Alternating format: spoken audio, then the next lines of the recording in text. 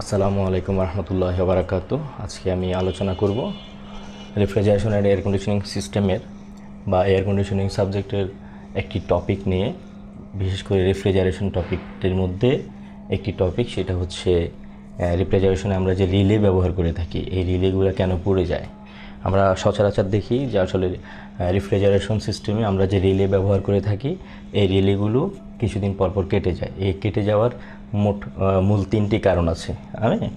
একটা কারণ, দুইটা কারণ, তিনটা কারণ। প্রথম কারণটা হচ্ছে এটার লাইন ভোল্টেজ হাই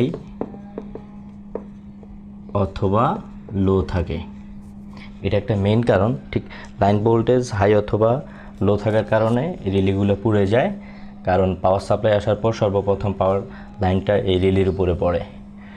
এর আরেকটি কারণ হচ্ছে রান ক্যাপাসিটর, যেটা অথবা রানিং ক্যাপাসিটর এটি দুর্বল থাকে।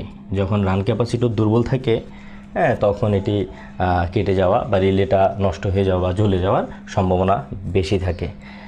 তো আরেকটা সমস্যা হচ্ছে কানেকশান লুজ থাকে।